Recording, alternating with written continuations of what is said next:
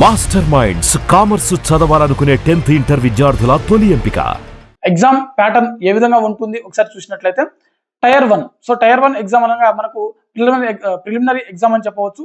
ఇందులో మనకు మొత్తం 100 మార్కులకు ఒక 1 అవర్లోనే మనకు ఈ ఎగ్జామ్ అనేది కండక్ట్ చేయడం జరుగుతుంది. అంటే దాదాపుగా 60 నిమిషాలలో 100 ప్రశ్నలకు మనం సమాధానం చేయాల్సి ఉంటుంది. అయితే ఇక్కడ ఈ సిలబస్ ఒకసారి చూసినట్లయితే ఇందులో మనకు 4 సబ్జెక్టులు మేజర్ సబ్జెక్టుల నుంచి ఉంటాయి. ఒకటి మనకు ఇక్కడ అర్థమెటిక్ మరియు క్వాంటిటేటివ్ ఆప్టిట్యూడ్ ఏదైతే ఉందో దాని నుంచి ఉంటుంది. దాంట్లో నుంచి మనకు దాదాపుగా 25 ప్రశ్నలు వస్తాయి. అదేవిధంగా ఇంకో సబ్జెక్ట్ మనకు రీజనింగ్ మరియు మెంటల్ అబిలిటీ, దాని నుంచి 25 ప్రశ్నలు వస్తాయి. అదేవిధంగా English comprehensive, so English grammar కూడా మనకు మిక్స్ అయి ఉంటుందన్నమాట. వీటి నుంచి 25 ప్రశ్నలు వస్తాయి.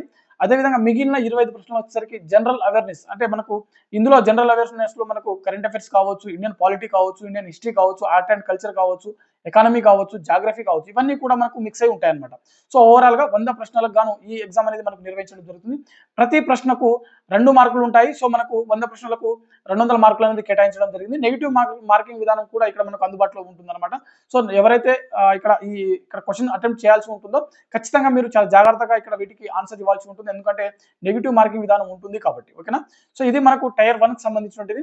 టైర్ 2 కి వచ్చేసరికి కొంతవరకు మనకు ఇక్కడ ప్యాటర్న్ మారుతుంది. టైర్ 1 లో కాకుండా టైర్ 2 లో మనకు టైర్ 1 లా కాకుండా టైర్ 2 లో వచ్చేసరికి మార్కింగ్ విధానం కూడా మనకు డిఫరెంట్ గా ఉంటుంది.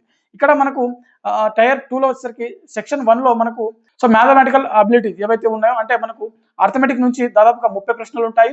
అదేవిధంగా రీజనింగ్ మరియు జనరల్ ఇంటెలిజెన్స్, అంటే మనకు మెంటల్ అబిలిటీ ఏదైతే ఉందో దాని నుంచి మరో 30 ప్రశ్నలు ఉంటాయి. మొత్తం 60 ప్రశ్నలు ఉంటుంది. ఒక ప్రశ్నకు మనకు 3 మార్కుల చొప్పున 180 మార్కులు అనేది మనకు ఉంటాయన్నమాట. సో ఇది టైర్ 2 లో మనకు సెక్షన్ 1 కి సంబంధించింది. అదేవిధంగా టైర్ 2 లో మనకు సెక్షన్ 2 కి సంబంధించి చూసినట్లయితే ఇందులో మనకు ఇంగ్లీష్ లాంగ్వేజ్ నుంచి 45 ప్రశ్నలు ఉంటాయి. అదేవిధంగా జనరల్ అవేర్నెస్ నుంచి 25 ప్రశ్నలు ఉంటాయి. ప్రతి ప్రశ్నకు సేమ్ మనకు 3 మార్కులు ఉంటుంది. ఓవరాల్ గా 70 ప్రశ్నలకు మనకు 210 మార్కులు అనేది ఇక్కడ కేటాయించడం జరిగింది. సో ఇది మనకు ఓవరాల్ గా టైర్ 2 కి సంబంధించిన డీటెయిల్స్ అనమాట. సెక్షన్ 3 అనేది మనకు కంప్యూటర్ నాలెడ్జ్ టెస్ట్ ఉంటుంది. ఇందులో మనకు 20 ప్రశ్నలు ఉంటాయి. ప్రతి ప్రశ్నకు 3 మార్కులు చొప్పున 60 మార్కులు అనేది కేటాయించడం జరిగింది.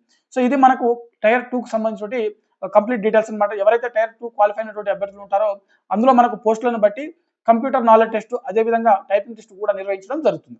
సో ఇది మనకు కంప్లీట్ గా ఎస్ఎస్సి సిజిఎల్ సంబంధించిన సెలక్షన్ ప్రాసెస్. సో అంటే మనకు టైర్ 1 టైర్ 2 కి సంబంధించిన కంప్లీట్ డీటెయిల్స్ అనమాట. సో ఇది ఇవాల్టి వీడియో. మరిన్ని job updates and education updates కోసం చూస్తూనే ఉండండి Sakshi education. Thanks for watching. Thank you all.